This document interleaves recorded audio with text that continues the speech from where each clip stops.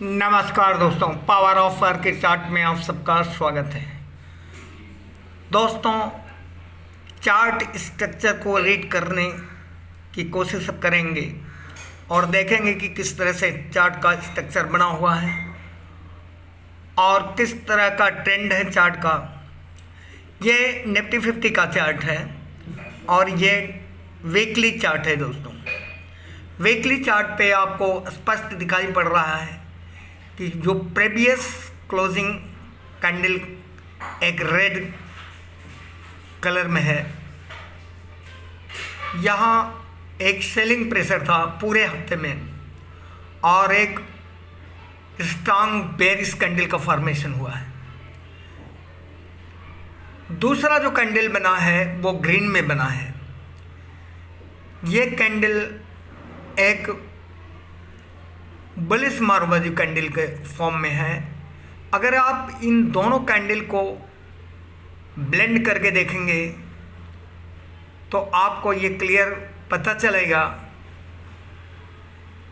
कि ये एक तरह से पूरे 2 हफ्ते के अंदर जो भी एक्टिविटीज हुआ वो एज ए न्यूट्रल कंडीशन में हुआ। अब ये मार्केट एक न्यूट्रल फेज में स्टैंड किया है। अब यहाँ किस तरह का डिसीजन आप ले सकते हैं। यह एक न्यूट्रल फेज है। कहने का मतलब है कि पिछले हफ्ते में मार्केट पूरी तरह से बेरिश था और दूसरे हफ्ते में मार्केट ऊपर की तरफ गया, लेकिन वहाँ तक गया जहाँ तक मैक्सिमम पिछले कैंडल का ओपनिंग है।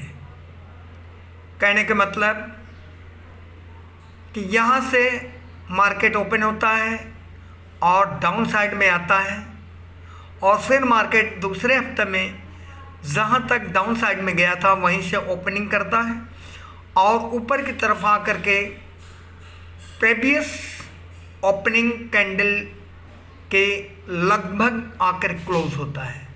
तो एक न्यूट्रल फेज, एक हफ्ते पूरी तरह से मार्केट जब जहाँ से डाउन गया था वहीं से ऊपर आया और जहाँ से ओपनिंग हुआ था वहीं से क्लोजिंग कर दिया।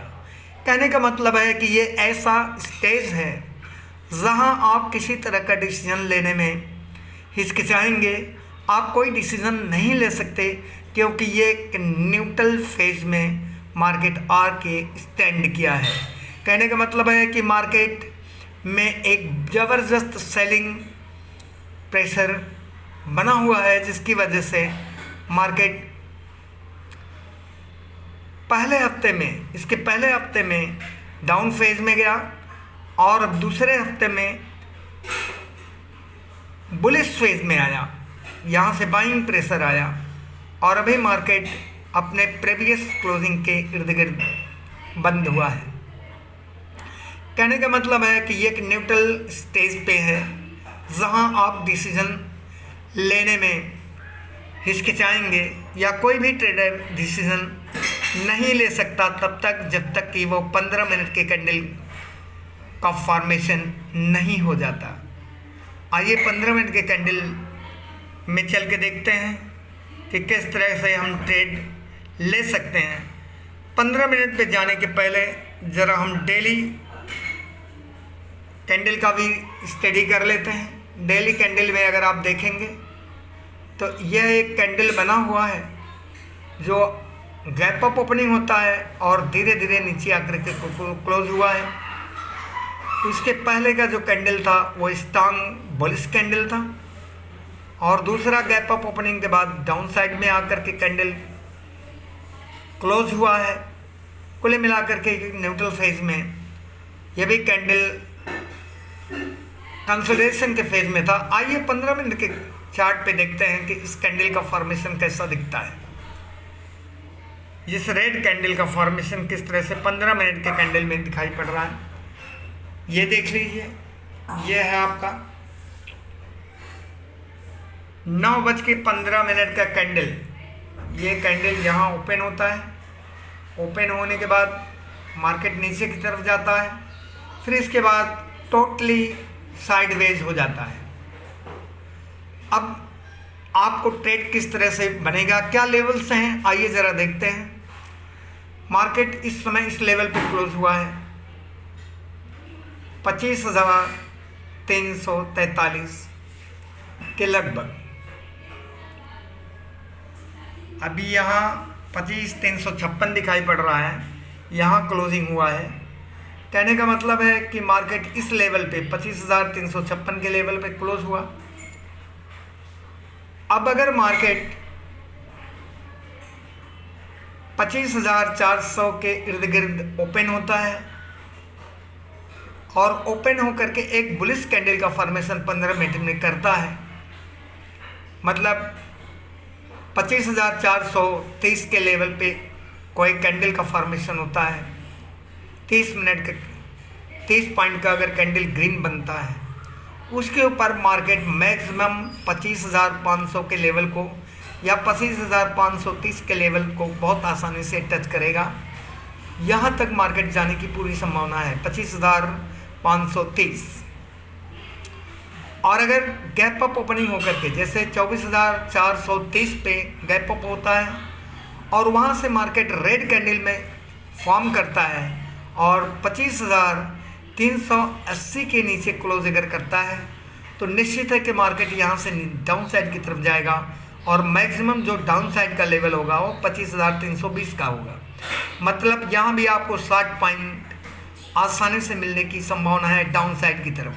अगर मार्केट 25,430 के ऊपर या लगभग वहाँ तक ओपन होता है, गैप अप ओपनिंग होता है और वहाँ से अगर रेड कैंडल का फॉर्मेशन होता है और 25,380 के नीचे अगर आता है, तो मार्केट का जो डाउन साइड का लेवल होगा वो मैक्सिमम टारगेट होगा 25,320। और डाउन साइड में अगर गैप डाउन ओपनिंग होता है लगभग 25,340 से लेकर के 380 के लेवल पे, तो यहाँ से मार्केट अप साइड की तरफ निकलेगा और जो टारगेट होगा वो 25,400 का टारगेट रहेगा। इस तरह से दोस्तों यहाँ एक लेवल बना हुआ है। अगर 25,320 के लेवल या 25,340 के नीचे डाउन साइड में मार्केट जाता है, कहने का मतलब है 25,200 के लगभग इस लेवल पे, इस लेवल के नीचे अगर मार्केट जाता है 25,340 के नीचे, अगर 25,240 के नीचे अगर मार्केट डाउन साइड की तरफ निकलता है, तो फिर आपको यहाँ पुट लेने की ज़रूरत है। मार्केट डाउन साइड की तरफ जा सकता है, लेकिन मैक्सिमम जो रेंज होगा मार्केट का निफ्टी 50 का, वो मैक्सिमम 25,240 से लेकर के 280 पे अगर डाउन साइड ओपनिंग होता है, गैप डाउन ओपनिंग होता है 25,240 से लेकर के 280, तो यहाँ से मार्केट अप साइड की तरफ निकलेगा। जो टारगेट होगा 25,400 का होगा। अगर गैप अप ओपनिंग होता है 25,430 का कोई कैंडल बनाता है और रेड कैंडल में फॉर्म होता है, तो डाउन साइड में ये 25,320 के लेवल को टच करेगा। और अगर ग्रीन कैंडल का फॉर्मेशन होता है 25,430 के ऊपर ग्रीन कैंडल का फॉर्मेशन होता है, तो इसका जो टारगेट होगा 25,530 का। आइए दोस्तों अब बैंक निफ्टी की तरफ चलते हैं और देखते हैं कि किस तरह का उसका स्ट्रक्चर बना हुआ है। 51,938 के लेवल पे इसमें क्लोजिंग है बैंक निफ्टी का। ये बैंक निफ्टी का 15 मिनट का चार्ट है। अगर आप इसको देखेंगे तो ये भी एडजस्टिंग पोजीशन में ही चला है। जिस तरह से निफ्टी 50 का चार्ट है, यहाँ भी लगभग कंसोलिडेशन के फेज में ही है, लेकिन थोड़ा up side, slightly up side की तरफ जाते हुए मार्केट क्लोज किया है। 51,900 के ऊपर क्लोजिंग है। अब इसका लेवल किस तरह से है, अगर market cost to cost open होता है और यहाँ से ऊपर की तरफ निकलता है और जो अगला टारगेट होगा वो 52,100 का लेवल होगा। अगर 52,100 के ऊपर मार्केट निकलता है तो मैक्सिमम इसका जो अगला टारगेट बनेगा वो 52,500 का लेवल होगा। और अगर मार्केट गैप डाउन ओपनिंग होता है, इसके नीचे ओपनिंग होता है, तो ये नीचे मैक्सिमम गैप डाउन ओपनिंग होता है 51,900 के लगभग। तो 51,900 के लेवल पे अगर ओपनिंग होता है और डाउन साइड की तरफ निकलता है तो इसका जो डाउन साइड का लेवल होगा, टारगेट होगा, वो 51,600 का लेवल होगा। और यहाँ से फिर मार्केट ऊपर की तरफ ही निकलेगा और जो अपने प्रीवियस क्लोजिंग की साइड में आकर के टारगेट देने की संभावना है। कुल मिलाकर के अगर आप बैंक निफ्टी का स्ट्रक्चर देखेंगे तो ये एक बुलिश फेज में बना हुआ है। इसका ट्रेंड अपसाइड का ही है और निफ्टी 50 और बैंक निफ्टी दोनों का ट्रेंड अपसाइड ही है।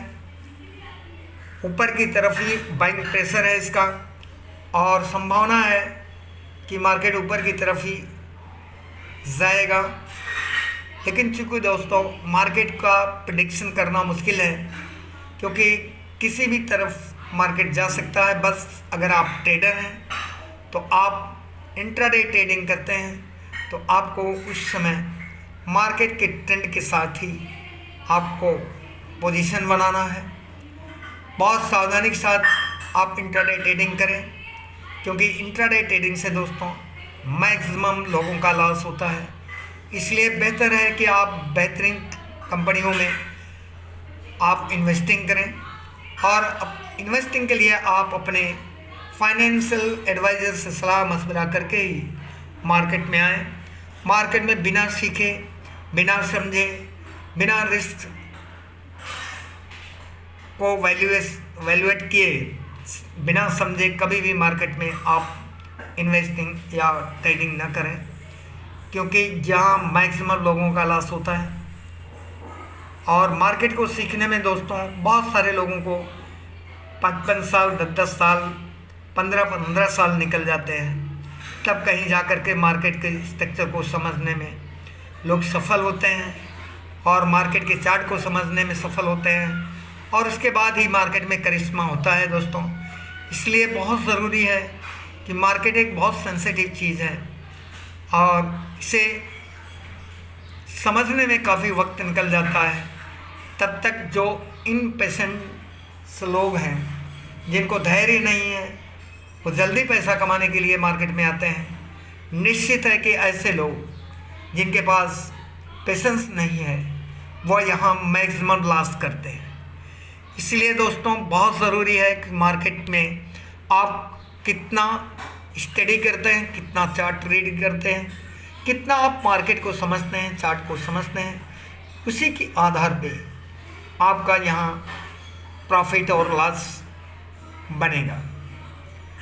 चार्ट को समझना इतना आसान नहीं है जितना कि लोग यूट्यूबर्स बताते हैं या अपना पीएनएल दिखाते हैं। दोस्तों मार्केट से पैसा निकालना बहुत टेढ़ी खीर के बराबर है। कहने का मतलब है कि शेर के जबड़े से निवाला छीनना। तो मार्केट एक शेर है, इस शेर के टेक्निक को, इससे किस तरह से दोस्ती करना है और किस तरह से आपको यहाँ से पैसा जनरेट करना है, इसको सीखे बगैर आप यहाँ से सफल नहीं हो सकते। इसलिए जब तक इस सच्चाई को आप स्वीकार नहीं करेंगे और मार्केट की स्टडी करने की कोशिश नहीं करेंगे, मेहनत नहीं करेंगे, मार्केट को समझने की कोशिश नहीं करेंगे, तब तक आप यहाँ से पैसा जनरेट नहीं कर सकते। इसलिए बहुत ज़रूरी है दोस्तों कि आप यहाँ इन्वेस्टिंग करें। इन्वेस्टिंग करने के बाद आप कुछ पैसा जनरेट करें और फिर आप इंटरट्रेडिंग की तरफ जाएं। Thank you. मिलते हैं अगले वीडियो में, तब तक के लिए धन्यवाद। चार्ट को स्टडी कीजिए और साथ साथ में इस चैनल के ऊपर भी ध्यान दीजिए आप, चैनल को सब्सक्राइब कीजिए, लाइक कीजिए और शेयर कीजिए। Thank you. मिलते हैं अगले वीडियो में। Thank you.